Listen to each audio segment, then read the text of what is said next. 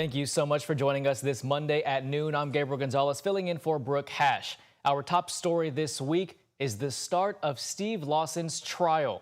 Jury selection begins tomorrow in Warren County. Steve Lawson is one of 3 men charged in the disappearance and death of Bardstown mother Crystal Rogers.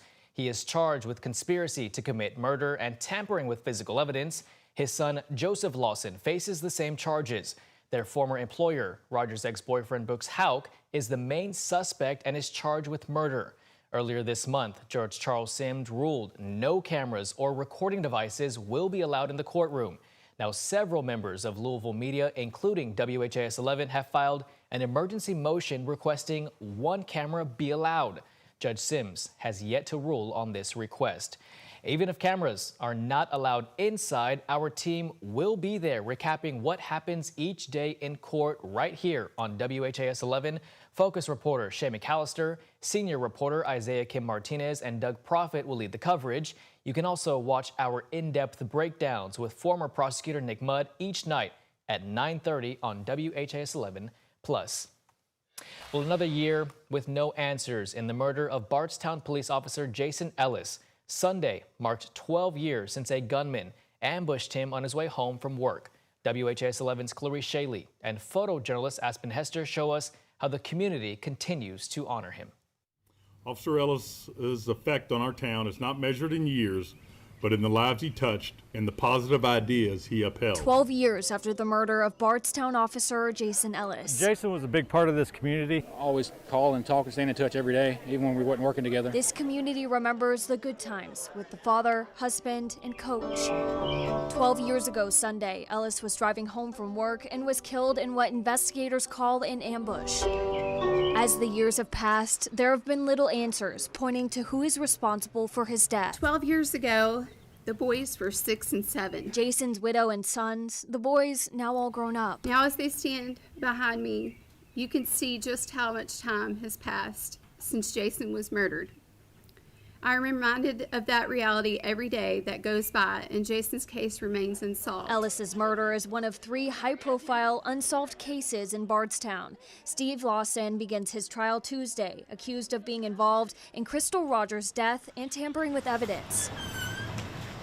Loved ones are optimistic this will open doors in Ellis's case. Back in February 2024, a discovery in Rogers' case. The special prosecutor said evidence connects to the murdered officer. When we received the case, it took us, Ms. Young, 6 months to go through the discovery, and that included Ellis and Ballard. A blue wreath laid to honor Officer Jason Ellis. His friends, old co-workers, and family gather every year to memorialize him, hoping that hearing his name will bring new light to his case. That maybe someone will think of something or remember something that they didn't think was significant, and if you just come forward with any little thing, it could be the missing piece that they're waiting on. You know, I think everybody's still grieving, but to close the chapter, to help close the chapter, it would be nice to know why. We're here listening to the birds and realizing how blessed we are to have life and liberty. Each year, a reminder of how short life can be and how long they can wait for justice.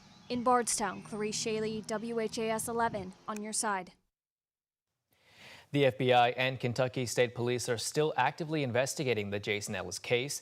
If you have any tips, you can submit them anonymously by calling the number on your screen, 270-766-5078. You can also email elliscasetips@ky.gov or visit fbi.gov and click Submit a Tip. There is a reward for information leading to an arrest and conviction. Right now, a man is facing several charges after a nearly 5-hour standoff with LMPD's SWAT team.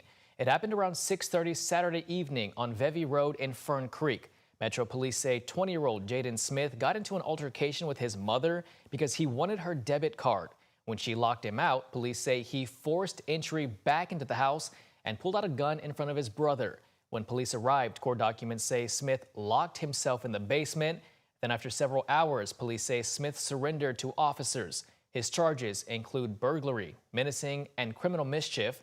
Due to the holiday, he's expected in court sometime this week.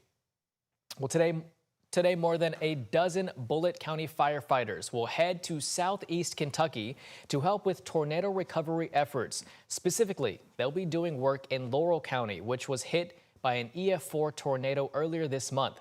17 people were killed there. The department says 12 firefighters and 1 battalion chief will be assigned to Laurel County fire stations to help with fire coverage. The department will be about 2.5 days, the deployment rather, and they will leave Shepherdsville this afternoon at 1:30. Well, let's get you some weather now with Matt Breland. He is joining me here in the studio. Matt, it is a beautiful day. It was a beautiful morning out on GMK this morning. I was at the waterfront, and it looks like a beautiful day behind you right now. Yeah, it looked like you were having a great time out there this morning. It absolutely was a peaceful start to our Memorial Day. You'll notice the flag waving there across Hurstbourne. We've got lots of sunshine happening for our afternoon time, and those temperatures have now made their way to the 70-degree mark. We have a breeze out of the east-northeast around 13 miles per hour, so a little bit of a breeze here and there for us across Kentuckiana this morning. Temperatures staying very comfortable for the rest of us outside the city.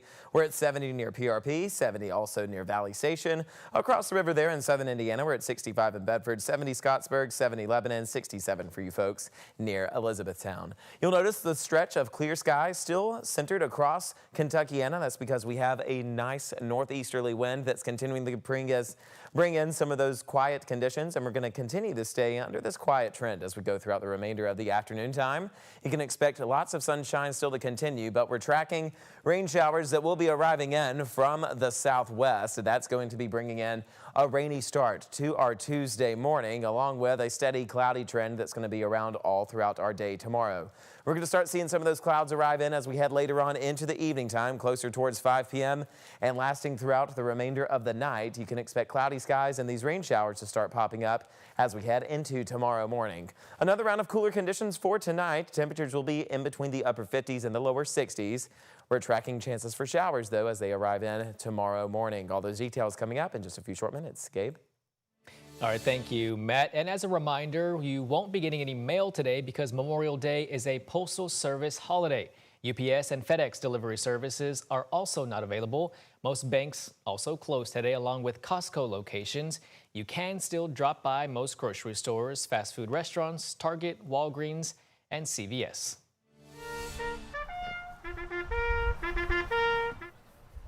Clarksville, Indiana honored fallen service members ahead of Memorial Day. It hosted a ceremony yesterday at the Veterans Place Memorial behind the town hall. In addition to the local tribute, this year's service also commemorated the 250th anniversary of the battles of Lexington and Concord, which marked the start of the Revolutionary War. Today, we take part in this national remembrance, honoring those who had fallen, families who are now in sorrow, living in the aftermath of battles, and the rebirth of a new idealism, peace, freedom, and liberty. American Troop Scouts also led a flag retirement ceremony, which is a tradition to respectfully retire worn American flags.